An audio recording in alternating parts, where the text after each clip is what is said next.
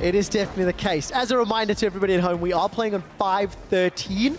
I think my favorite adaptation was that Rek'Sai's second item from Ryu and Ari. I thought it was great, and we'll see what Gambit and Origen decide to do. Vlad taken away from Peke, one of his most successful champions that split, and nothing surprising yet. No, Rumble ban against Soaz. We mentioned how Rumble is so strong here with the new changes.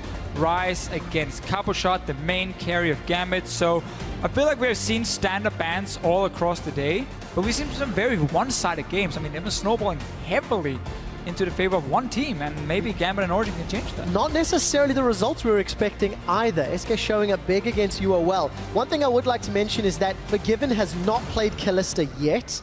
It's one of the things that many people have questioned, and will it be first pick? This is the big plan for Gambit. The plan. In case, we don't need to play Kalista, she will be slowly nerfed.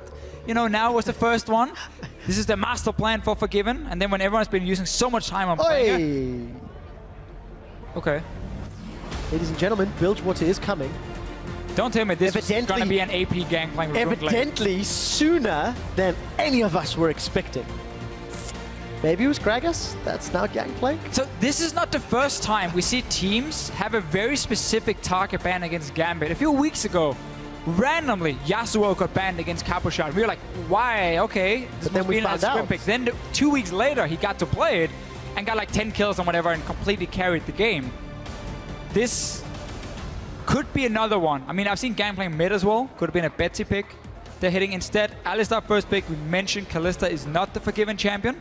So Origen also can take away Corki, which will probably be the next choice for Forgiven himself. We're still assuming that Forgiven will not be playing Kalista. What will he play instead? We've seen the Graves come out. We've seen Ezreal a couple times. Lucian didn't work. So a lot of champions up and available. And also, with Nidalee up, with Gragas up, what does Diamondprox lean towards in this game? So, I mean, I would go Gragas in this case here, but it obviously depends on what Gambit wants to build. They don't have to show the jungler yet. We have a lot of strong picks in the mid lane. Azir and Jayce has been fantastic, in my opinion, from Betsy. Two of the stronger picks. And he looks to be going for one of them, and Diamond might want to change it up and not go for that Gragas. I mean, Runeglaive, Nidalee, fantastic, strong early game. But you have to be able to snowball it. If Gambit are picking purely strong lanes, Graves, Nidalee, I can see it work for them. And we do see Diamond has trended towards that Nidalee in recent weeks. It worked very well just a moment ago for Svenskeren and SK. It will be the Jayce as well. So Gambit got the makings of a very heavy poke composition. Origen going to borrow the counter that Unicorns put into place, at least for the Jayce, in the support Braum. Yeah, the key thing though when Unicorns picked the Braum was that it was against Jayce as the only poke champion. There's already Nidalee pick in here on the side of Gambit. So that's the thing you got to look out for here. You can always block the shock blast from the Jayce, but when multiple things start hitting towards you, Braum goes a little bit down in value, but he's still great just against Betsy alone, so I like the pick in that sense. Also, fantastic disengage. When Nidalee gets locked in as a jungler, and the reason I prefer Gragas in most cases is because he offers more utility.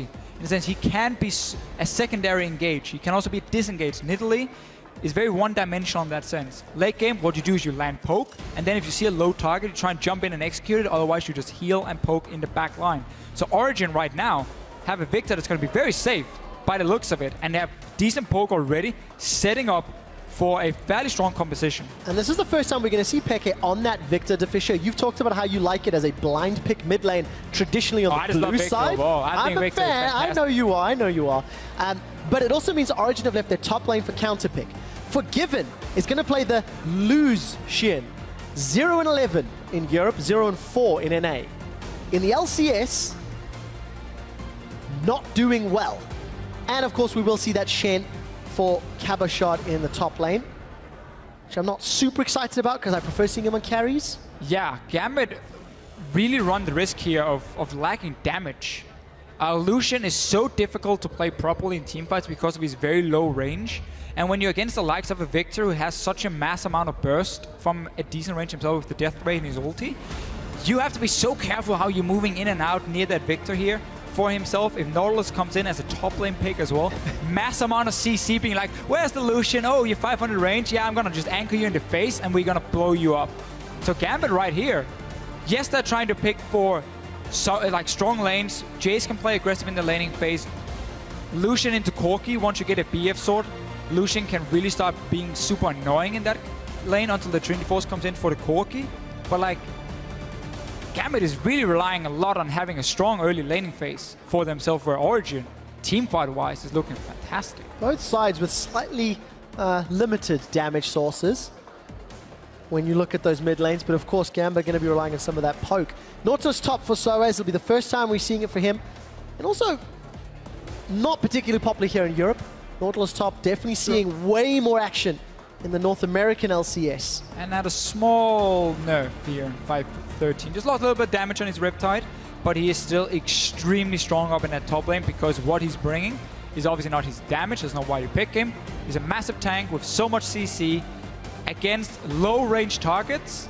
That's his cup of tea. That's what he wants to play against. So we need to see here. If there's a guy who can pull off a Lucian, it is Forgiven. Yeah, but he hasn't done it. No, yeah, true. But I'm just saying. This is the third time that he's tried. Of the 11 losses, Forgiven has been 2 of them. I'm not a believer, Deficio. We'll have to find out whether or not it can be proven right. Jump on Twitter, let us know. Hashtag GMB win or hashtag OG win. Origen, they're already in the playoffs. Will they get one step closer to clinching that semi-final position? Gambit want to say no. Gambit also want to break the Lucian losing streak. Oh man, imagine if Lucian becomes a thing again. If he wins just one game, the hype. Everyone will go into solo queue and spam him. And then they realize he's still extremely difficult to pull off properly. Wondered where you were going to go with that, Deficio. So we are into the Rift. Diamond as well as... We are. Everybody is going for a defensive start, as our American brethren would say, the line of scrimmage. Mm-hmm. Niels is... I'm not really sure what that is. I mean, he's got a spatula in the river. We're starting off real weird today, Deficio. I'm excited for where this is going to go. All right, okay, so again, let's look at like what Gambit has been building here. We saw SK Gaming in the last game use Nidalee super effectively because they had 3 lanes that could play super aggressive in the start. It allowed Diamond to... Svenken to invade in. Now Diamond is obviously looking to do the same. I want to see him play around that bottom lane. So you have TP and Shen ulti to support that, and then you play around Forgiven and this Alistar to dive. And guys, please. Deficio is like that disappointed school teacher who's really trying to keep the kids' attention, but somebody's got a cool new hairstyle that everyone was talking about. All right, 2v2 lanes. All right, so we're going to watch the Krugs. We're in the Rift. As a reminder, the last time this team played was week 5, so 3 weeks ago, and it was a very, very heavy defeat on the side of Gambit from Origen. But as we've said multiple times, Gambit continue to grow, and we'll see how that 2v2 goes. Relic Shield for Mithy once they get to lane. Yeah. I really like Braum into melee support because it's so easy for him to connect just the first hit to start his passive going. And if GoSu Pepper overextends, you can very easily get the stun onto him. But obviously he's running 4 potions, he's an Alistar, so he's not really the ideal target for you. Unless you walk straight into your face after tanking the Crooks at level 1. So good little trade early from Mithy. He's really trying to zone away Forgiven and GoSu Pepper a little bit and give him that early level 2. Origen do get that. Forgiven and GoSu Pepper respecting a level 2, and they've immediately backed away. He's going to start throwing out those Winter's bites and try and get the passive down. Oh man, even production is showing it. Everyone just making fun of Lucian. We're going hard on Lucian. Sorry, guys. The Lucian mains out there. Maybe Forgiven can change the plan. We're in standard lanes, and we'll keep our eyes on this 2v2 matchup, as well as the farming everywhere else on the map. Diamond on track to get both buffs. We're pretty low on HP as far as ganking is concerned. For me, there's this 2v2 lane in bottom lane. It's going to be so key for how the mid game is going to play out, because as I mentioned before, Gambit want to use Diamond to invade in around the bottom side of the map and then have Shen ulti as a support to quickly be 5 members. Use that double global and use the Alistar once you hit level 6 to start setting up these tower dives. That's how you can play around with Lucian. For now though, Mithy, because they're Pushing the bottom lane with the early level 2. It's a quick roam. Just gonna spot Diamond and nothing. Problem is, he's in trouble. Gambit have spotted this out. The Javelin tosses come in. GoSu's gonna look for the engage, knock Mithy up in the air, and that's a knockback. Mithy's gonna be able to stand behind me, jump over to Amazing. Diamond's gonna hop over the wall. A lot of action, but nobody goes down. Good response from Gambit. Yeah, very early roam from Mithy and just quickly realizing there was nothing to gain for him. Gambit managed to push their way back out so they could roam up freely. Betsy's going aggressive here on xPeke, but obviously instantly get denied by the potential stun, but a good trade from him. Betsy playing very aggressively, got a small advantage over xPeke. I want to look at xPeke's itemization to see how he's going to make use of those AP changes in 5.13. Where he puts his priorities. Question is if he wants a Rylai's, otherwise we can still see the standard Viktor. Obviously you go for double upgrade fairly early on, your E and your Q. And then from there on and out, just try and almost stack as much AP as possible. We need death caps. We have seen Morel Nomicon a few times. I almost prefer getting CDR boots instead of the Morel Nomicon. And then just try and aim more towards Void Staff Death Cap as fast as possible to maximize your damage, because you have so fantastic scaling. But obviously Death Cap now that it is more expensive, Void Staff as well. It's a bit harder to get there. We might see a filler item in the middle. Now Betsy, he's gonna get ganked. Here comes Amazing. Can he find the knock-up? Yes! Betsy's gonna flash away. Amazing flashes forward. First blood to Captain xPeke. Diamond wants a reply. The knock-up doesn't connect there. There's a pounce from Diamondprox. Gonna put down the heal. Looking for a follow-up. Got under the tower. xPeke, will he get the double? The minions gonna help out. 2 for 2. 2 for 2. xPeke got the kills. Diamond got the kills as well. He managed to follow with his jump when Amazing was trying to escape from it. In the end, a lot of action in the mid lane. It's not even going to be about that bottom lane yet. xPeke though getting 2 kills. That's very key also for Origen. Get him going. He's the late game scaling for them. You got the mid game secured with the Corki pick. You need xPeke to have a great game, and we know he shows up in team fights every single game. Once he gets to team fights, he's a massive carry for Origen. And of course, when Origen played against Fnatic last week, it was Febiven's late game Viktor that minced them. Multiple team fights. That Chaos Storm came down out of Febiven, and all of a sudden Origen were just gone. We do see the most exciting tank v tank battle get more exciting. Now the junglers, yeah. Diamond again. 2v2.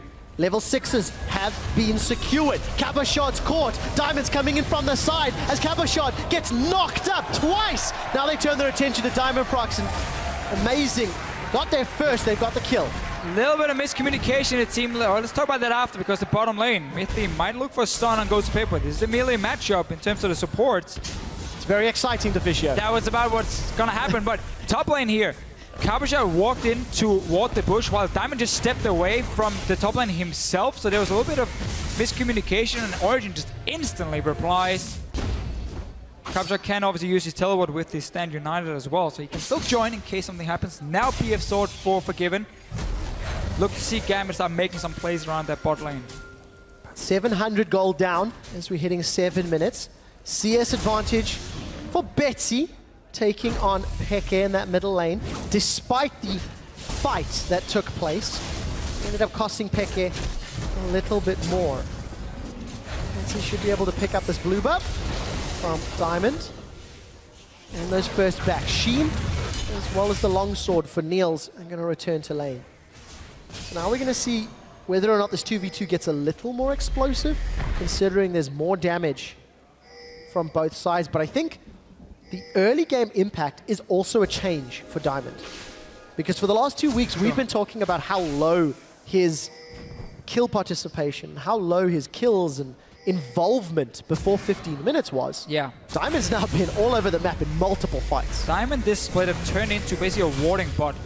He is the jungler now that Kikis is gone, that has warded the most in the EU LCS, and like that was his way of like, he would shadow lanes, stab his vision control, and then say, now you can just handle it on your own. You don't have to worry about being ganked because you can see everything.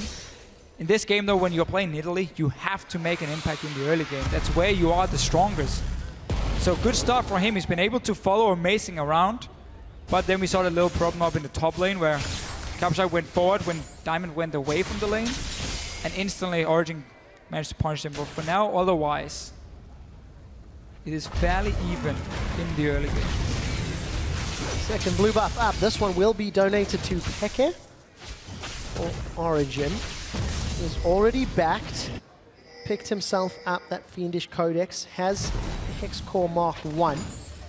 Diamondprox deciding the bottom lane may be the scene of the next gank. I think he's going to go around the river, out of vision, so Origen might be in trouble. Yeah, Mithy does not have access to the Glacial Fish, and he's been knocked back. GoSu with a flash engage. Mithy, it's going to put up the giant wall, but it is breakable. Niels not going to aggressively go forward. And that means it's a kill to Diamond, third of the game. Yeah, this time it was Diamond being there first in the bottom lane. We mentioned how Gambit could start making some plays around it. Simply just walking the river, flash Q from GoSu Pepper. Mithy could not react in time. Sadly not a kill for the Lucian, but Diamond, I mean, he's going to be very happy with this early game from the extreme effect. He can go for Rite of Ages now, especially because he's going to get it so early with these 3 kills. It's a build we have seen before from him, and just makes it a little bit more beefy and strong on these early skirmishes. And we saw how effective it was earlier today. That same build, Runeglaive into Roa. Some of the other items picked up Warriors for Amazing. They go for some of the damage. An early Catalyst for Soaz's Nautilus. I'm expecting that to be Righteous Glory, despite the nerfs, but I'm hoping for it to be Roa and give us some damage.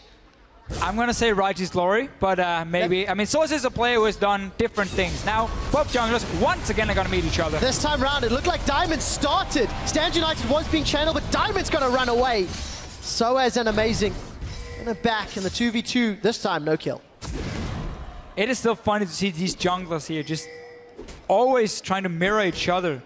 Top lane have been a lot of action trying to snowball these tanks, which is somewhat weird, but Origen obviously is trying to play against the global instead of having GoSu Pepper stun and walks away. But what Origen is doing is saying, if we dive the bot lane, if we gank the bot lane, we know Cabochard can join with his ulti, so we take the fight to him, where he won't be able to use it properly. And that is what Gambit is reading as well, and they just keep facing each other up in that top lane. Very good play from both teams' junglers. Been heavily involved in all of their team's kills, setting them up and responding. Still even on gold as we've crested 11 minutes. This 2v2 Deficio still even, despite the fact that Diamond came in for a successful gank. We've seen Phage picked up, Pickaxe picked up. So actually both AD carries on track for a pretty solid mid game. No clear advantage. No, very even between them. We mentioned the Braum into melee supports and also the early start for Origen. Amazing, showing himself mid lane, not a gank. That's why Diamond is not here, guys. Otherwise, of course, he would have been ready. And instead, I want to see what else Diamond wants to build. Cooldown reduction boots for himself. Going in heavily towards his poke build. Less cooldown on your spear, less cooldown on your heal. That's going to be the key ones. And Origen will need ways to start fights against Betsy, because they only have Niels to respond themselves. But then once you have these big 5-on-5 team fights, it's going to be so much about what Peke can do on this Viktor. If given enough time, Victors can do a lot. But Gambit are not necessarily going to be super clumped up. Jayce, Nidalee, want to spam from afar. Forgiven, only really wants to close in once people start going low. Peke is running with their magic penetration boots, so he wants to be a little bit more impact here in the early to mid game. I assume then he's going to finish the into Morel Nomicon for the cooldown reduction, which you need. So he's going to delay his core late game items a little bit, but he's going to be stronger right now at this given time. And that's obviously where Origen likes to really shine in the mid game. And now Soaz, he's in trouble. Diamond and Cabo are jumping on. There's going to be the Void Rush. Amazing's come in. He's knocked up Cabochard. Soaz still trying to get away. Chilling Smite is down. That's a shock blast from the side. Betsy's found Soaz. Hammer goes down on Amazing. With the help of the tower, double kill for Betsy. Betsy roamed early because it was Gambit starting the gank, so they could set it up in advance and say, Betsy, start moving in case we need you. He flashed Shock Blast onto Soaz, but his mid lane, or his mid tower might go down. Fighting the bottom lane as well, Trevor. Breakable comes down. Teleports coming down from Cabochard, not using Stand United. Velk away from Niels as Mithy needs to put down the Glacial Fissure. He won't even get a chance. And Gambit 6-3.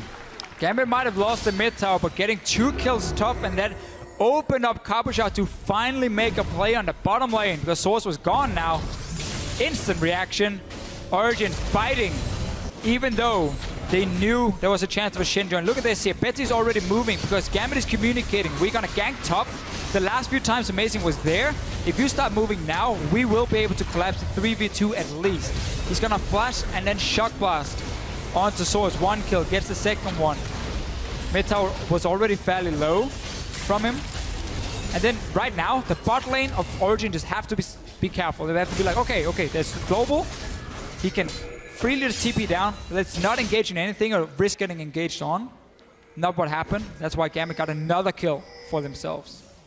So Gambit have a small gold lead with the kill advantage and the CS advantage. Small ones they've got. But I want to mention that for Origen, that tower, that is their 11th first tower of the split in 15 games. Origen are pretty good. For contrast, they've also got 10 first dragons throughout their 15 games. The dragon's still available. Might be able to increase.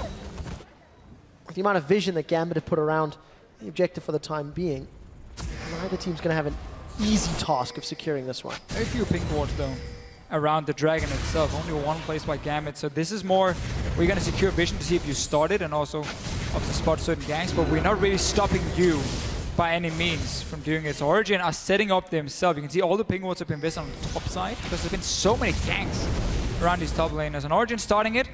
Diamond and Betsy are going to go say, you take dragon, we take Soaz. And hopefully the tower, if you're a Gambit fan. Diamond's coming from behind. There's no flash. Soaz is going to at least put that dredge line depth charge down. So they're going to keep being chased. Red buff is ticking. The great chase continues. A second dredge line. Soaz has escaped. There's a Void Rush up top. With Gambit looking for the kill, have they given up the tower? No, they should still be able to secure this. And so, they will. Again for Gambit here, they try and play around Cabochard to open him up so he can TP down to the bottom lane in case they need him. By always forcing Soaz away, now in this case trading for the dragon. Gambit try and snowball the game at least in terms of gold. Origen more investing towards the late game with that early dragon pickup for themselves. But still, very interesting to see how even on a tank, Cabochard is the focus for Diamond. So often. If he gets ahead, he is the main carry on this team. Even though Forgiven is there, even though Betsy is there, Cabochard is the main carry. And that's kind of Gambit's team identity. It is. When you look at how Gambit play, and their play styles, and their team compositions, it's predominantly built around Cabochard. And that's not what we were expecting coming into the split. We were expecting more of a focus to be on Forgiven. And the person that gives up most of the farm, gives up most of the gold and resources, tends to be Betsy in these circumstances. Right. We obviously got to highlight the fact that it's been a very top lane focused meta. It's not been about the AD carries. It's something Forgiven has been very vocal about how people should not expect the same player they saw for SK Gaming in the last split because the meta changed. It's no longer Lucian Graves, win your lane, win the game. Cinderhole, the big tanks and so on made Graves nearly impossible to play. Lucian with the low range, too many CCs that could catch him in fights. So it's not about the AD carry anymore, and that's obviously why Forgiven doesn't have the same impact. However, I still feel like he's doing a lot with what he's getting. He's the one AD carry is doing the most damage in the LCS. He gets a lot of farm always, even though he's not getting ganks from Diamond, he's always securing farm or at least going even in his laning phase. And that's where Forgiven has been strong, even though it's not been about him. So they know they have a carry in Forgiven, but it's still about Cabochard mainly. Forgiven's going to have to step up to break the 0 and 11 losing streak Lucian had set. We did see an attempted gank from Diamond, albeit not particularly heavily invested. We're just trying to save that bottom outer tower. And while all that is going on, we still continue to farm. So we're comfortably in the mid game. Will be shortly, I should say. Gambit are the ones that hold a 2,000 gold lead. They're down a dragon, but they're ahead in kills. And Gambit is the team that wants to keep the laning phase going. They're the team who wants to keep split pushing almost all game long in this case, because that's where you can utilize the Shen ulti effectively. If you can take a cross-map objective and have Stand United join in as well, when you have an Alistar to start dives and a Nidalee to skirmish, you want to play the spread-out game. Origen is the team who wants to 5-on-5 team fight, so this is not in favor of Origen. And that's also why Gambit are happy to continue the laning phase. They're just waiting for that one opening where Cabochard can TP down to the bottom lane, on the Alistar, and you just dive whoever is there, or you take the tower for free. Betsy this time will be looking to poke out Mithy. There's no support from the rest of Origen. And I'd like to draw your attention to some itemization, Deficio. Diamond did not go for the Roa, instead built the Abyssal Scepter second item. And Peke's picked himself up an ADC Large Rod as opposed to finishing that Morellonomicon. So options on both sides. Right. So obviously for Peke, it's because he had the 1250 gold or around that mark here, so he could get the large rod for himself. It's very standard when you go back and you see how much gold you have. Can you get a big item, or do you just want to finish the current one you're building towards? Now, also with Morellonomicon having a fairly easy build path. However, the diamond build here, this is something he likes to do. I know a lot of people really hate Skirmisher Saber on Nidalee, but with Runeglaive as well, and Diamond, he's playing a very in-your-face style. The Abyssal Scepter against so much magic damage on the side of Origen, Corki, Viktor, Nautilus, allows him to play super aggressive in fights here and always try and jump in one-on-one. But it obviously does hurt him a little bit in terms of poke because of his mana pool being so small. And that's where we see a difference between how other people play Nidalee and how Diamond likes to play. This game, it's working out. 20 minutes is up, 2 towers to 1.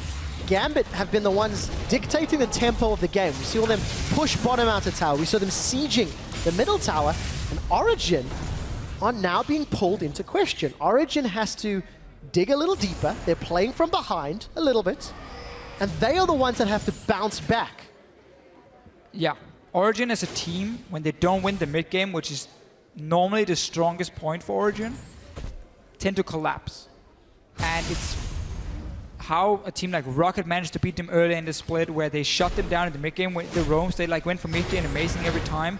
That stopped Origen from ever setting up their own 1-3-1 setup or their own split, push out the waves and then group together and like get maximum farm on your carries. They couldn't do that because of it, and they got shut down. Gambit are looking to do the same again. We still split up in lanes. Diamond, he's chasing. Diamond's chasing. Pounce. Pounce. Diamond's gonna pounce. Dredge line comes out. He's gonna pounce some more. One more. Soaz sidesteps. Diamond's looking for the Runeglaive auto. It's not gonna be enough. The shield comes up. Stand United will save Diamondprox's life. Diamond really wanted that kill. We've hit the point though where it's no longer worth keep ganking for this Shen. Bot lane tower went down because Origen knew there were 2 guys off top lane fighting against Soaz, so they lost the bot lane tower for this 1 kill. Not worth it for Gambit. Peke has just been hit by that shock blast. Rest of Gambit gonna siege now this middle tower. Despite losing bottom, can they equal it out? Short answer will be no. GoSu and Mithy trading. So Dragon number 2 might go the way of Origen, and Deficio mentioned the gold lead and how Origen collapsed. The 3 games they've been behind at 20 minutes, they've lost. Yeah.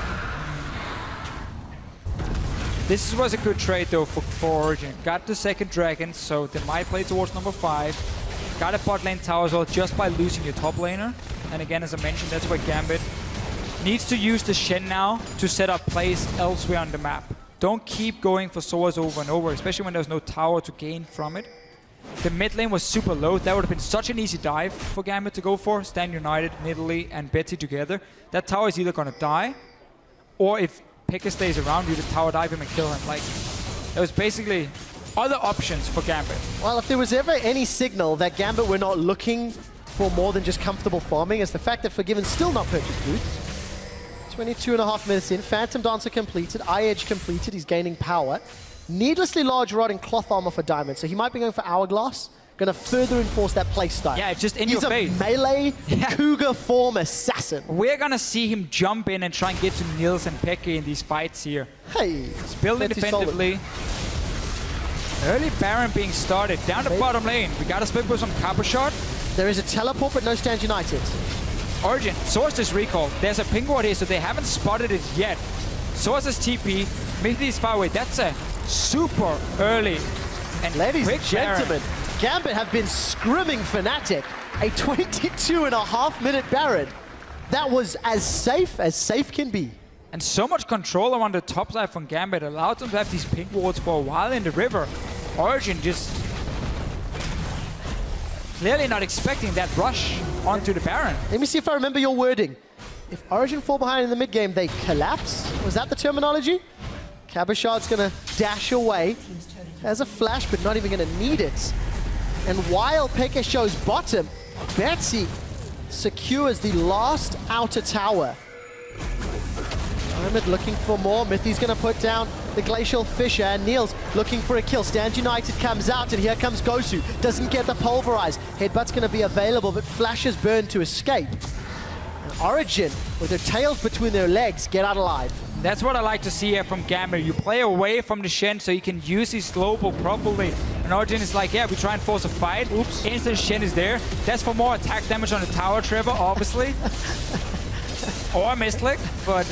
I prefer option number one. But Deficio, despite all the changes in 5.13, despite AP getting a rework, I didn't quite expect Peke to still be sitting on, well, nothing. Building a bit of everything for himself. But then... So he goes back, he's like, okay, I got 1300 gold, okay, large rod for myself. Okay, next time I go back, oh, I only got like, what, 800 now. Blasting one, fine. 850, good change, 10 gold cheaper. Thank you. Now finally completed. So he was building towards his death cap for a while and now towards the Morel Nomicon. So he had like 2 items in mind. Always just didn't have enough gold to fully complete it. It is what we see though still on these Viktor builds. It's about getting as much AP as possible because again, your scaling is fantastic. Baron secured, as we mentioned a few minutes ago. All the items are now starting to stack up. And almost every member of Gambit has got pink wards in their inventory. Wait. Well, you got a death cap now, and when you have a hat on, you kill people.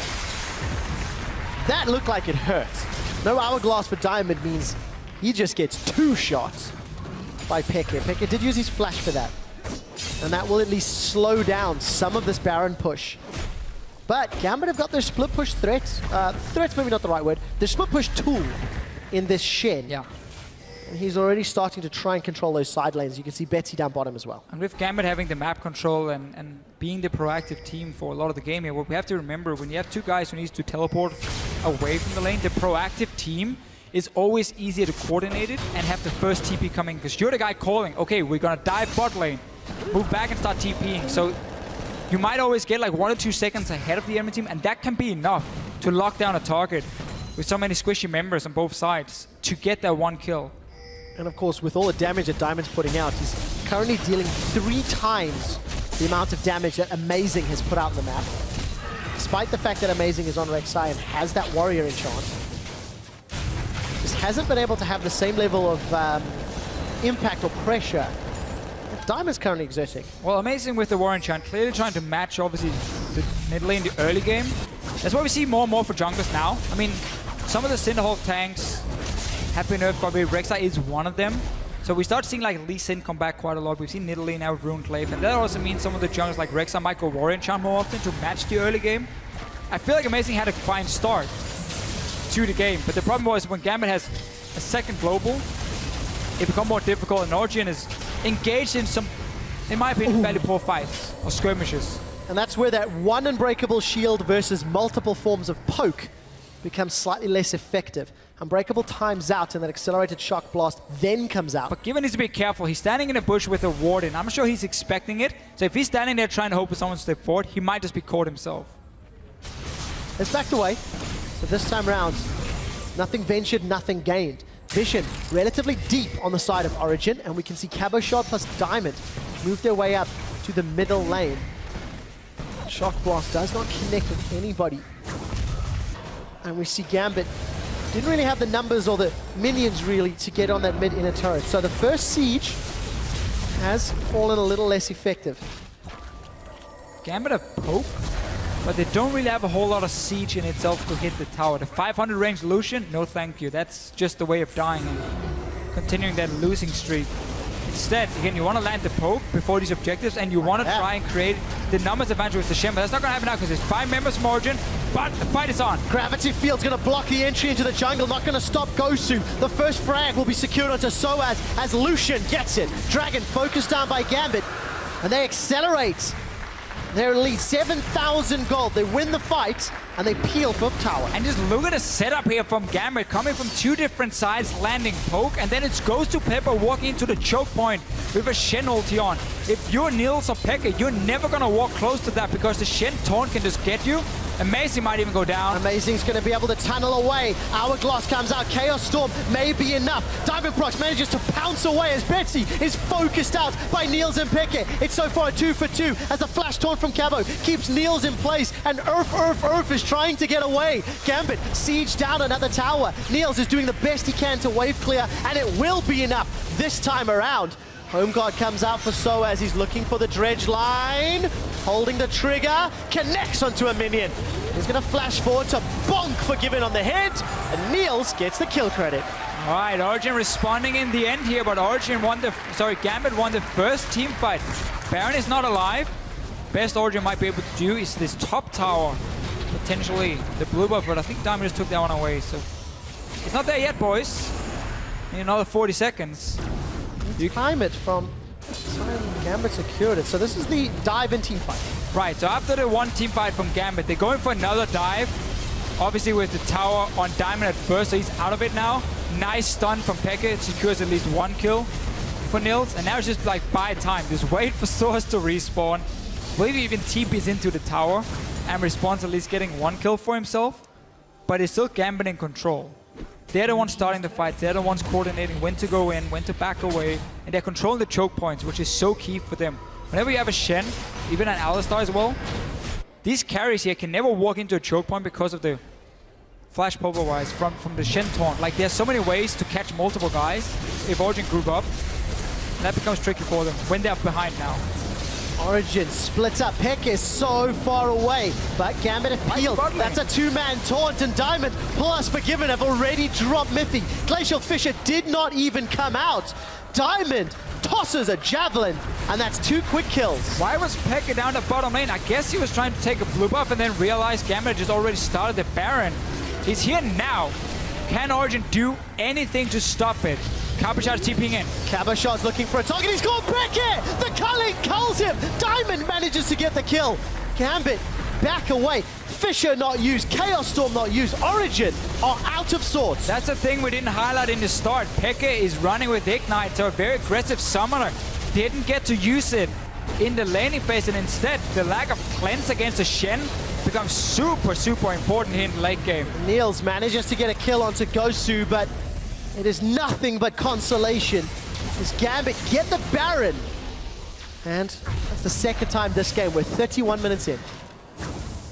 Gambit, every week, slowly getting better and better and better. And it's not even like we can say, okay, Gambit, no, this is like crazy play style. Like back in the spring, it was pure 5-on-5 team fight for Gambit. No, to me, they've turned into a fairly standard team, just with a lot of focus on the top lane as the only real standout thing. And that's a great thing for Gambit. It shows they have improved. It shows the shot calling is getting better for them and how to play out the map. And the pick and ban phase as well is changing. It used to be, what on earth is going on? Getting better and better for Gambit. This one is obviously very physical focused for both Jayce and Lucian. So you gotta worry if you go full late game against double tank. I believe in the Diamond AP Bruiser Cougar form assassin build. Don't really like the Horning guys right now for it, though. We'll find out on the next episode of Diamond Jumps into a Team Fight.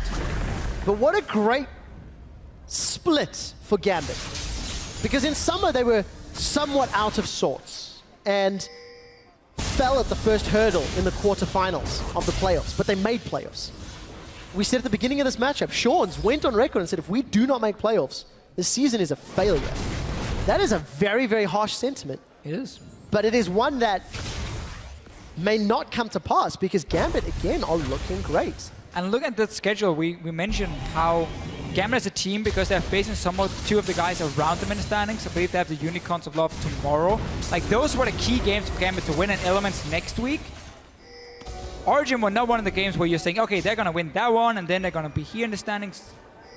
It is still an upset if Origen lose to a team under them in the standings. But this is just great play from Gambit overall, and so key for that playoff race. What a way to win. From early lane ganks that Diamond put into play after all of the critics talking about his first 15-minute game impact. He's been one of them. Gambit using those Baron-empowered minions for at least another minute or so to siege up. Peke takes a shock blast to the face. Unbreakable Zap will block some of the damage, but Betsy just rinse and repeat. You can't block everything, Mithy. Origen starting to fall to pieces, but this is the one area where we can say somewhat expected. Gambit's ability to take towers while the towers are being defended, right, not the greatest. No. It has to be through split push. It has to be through dives or through kills. Yeah. Land a mass amount of poke, enable a dive from that. If you don't manage to do it, you just back away and you try and work around these objectives and you try and force Origen out of their base. Peke is running full offense. Summoners, build. Cabochard is going to look for him in every single team fight, and it's going to be fairly simple for him to target him out. Because again, Gambit have been in control of the map. Look at the vision around the next dragon. If Origen wants to contest it, they're walking through a jungle that is owned by Gambit. So they can't do it. They have to just give it up. Say, start playing around maybe an overextension from Gambit if they like tower dive where they shouldn't. But then you have this Alistar, which makes it so risk-free to go for some of these dives. We still need to see what's going to happen if Origen can keep stacking armor. Lucian Jayce, that is the damage dealers on Gambit. The magic damage of a Shen doesn't really count in the late game. Then it's only about Diamond. So we see Mithy, Frozen Heart coming in soon.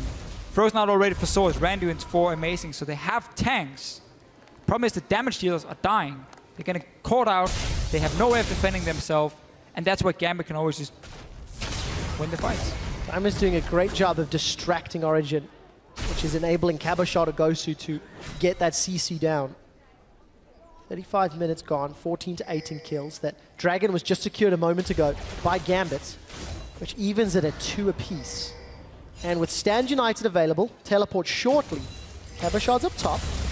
Gambit go back to the rinse and repeat style. That's a giant cow! Not gonna find Peke. El Toro has to back away. Whoa! Peke almost got killed. Or was that about not having enough damage?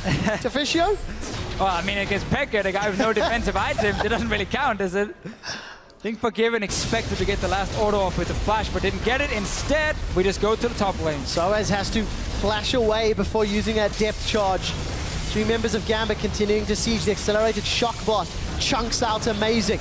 Wave clears going low. Niels is taking a duel with Forgiven. It's not going to work out. That is a giant cow. The Ignite pulverize. GoSu taxis through a minion and takes Niels out. Stand United's coming down from Cabochard. GoSu's looking for more. Unbreakable has been used. Gambit have cracked open the base. Forgiven will start hammering away onto the inhibitor, and Soaz will do what he can.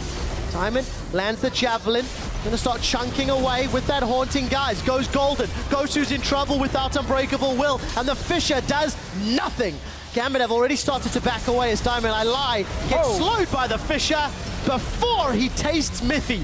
Taunt is sidestepped by Amazing, but Inhibitor's down. Betsy soloed Peke.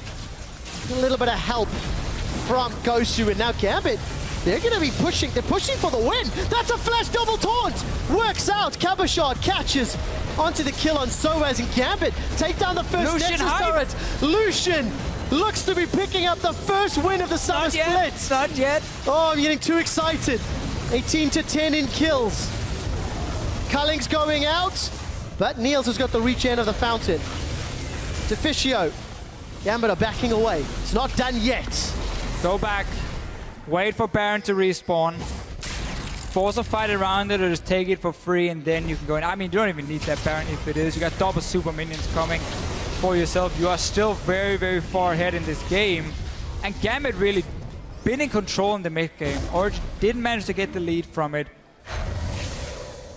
And they've just been behind in every fight so far. Exceptional play from Gambit. Gambit doesn't even have a locket against so much AP, but like... Who's gonna buy a locket with all that engaged? This is that one... GoSu Pepper could have gone for it and delayed one of his other items if he wanted to. But yeah, you don't build it on... That's one of the things about Nidalee. You don't build locket on her, typically. So you gotta get it somewhere else. Shen could maybe have gone for it, but he's pushing most of the time. BF Sword Shen. I mean, go on, Cabochard. Why not? Gambit set up for the Baron, as you mentioned. It would be the third of the game. A lot of items. I mean, look at GoSu with Nomad's Medallion, the coin rather, as well as Righteous Glory. He can run down whoever he wants to. Yeah. Mithy will be the target. Glacial Fissure comes out. Soaz is going to connect with a little dredge line, and Mithy chunked so low from that javelin toss. Soaz already has to retreat. GoSu still unhurt on the front line. The giant cow walking through Origen's front lines. The 9th kill of the game for Diamond. Another base going to get focused down. Flashes from Gambit. They want to end the game right now. They want to end the Lucian losing streak. Gambit have got super minions pushing towards them. One Nexus turret stands between them and a victory. Gambit look to be crushing the league's #2 team. Finish so I can have a win moment. We need Lucian to win a game. It's going to happen. The turret's being focused. Watch out, Soul Gambit are going to tie 4th place and are one step closer to the playoffs. Lucian is back.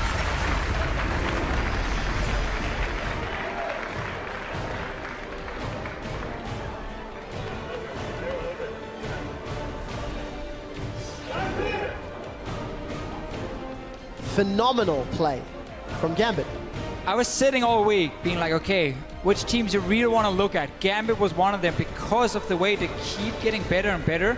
And then they had this loss last week to Giants where they were like almost broken from it, being like, oh, this could have been, or this potentially could have been the game we had to win to make playoffs because now we have Origen and so on. And now they come back this week. Fantastic performance. Composition-wise, yes, okay, you're running double physical damage deal. It can be very risky, but for them, because they got such a big lead in the mid game, they can always get to the carries as well, or zone out the carries. They could take down these tanks on the side of Gambit and Lucian. I mean... Deficio. Lucian no more. 1 and 11 in Europe. 1 and 15 across NA and EU. We saw some broken faces there on the side of Origen, and while we've talked extensively about Gambit winning and now they're one step closer to guaranteeing playoffs, this gives us even more interest because for Amazing and for Origen, they are now tied with H2K at 10 and 5. They do currently own the head-to-head 1-0 because they beat H2K in week 1. I'm going to disregard that. I say that doesn't count. And the reason it's so exciting, Origen and H2K play next week. Gambit also plays H2K in the same week. Oh. So the battle for 2nd place, the battle for that berth into semis, also got so much more interesting because Gambit just pulled off this upset. We are going to have an absolutely insane week 9 with so many fun matches.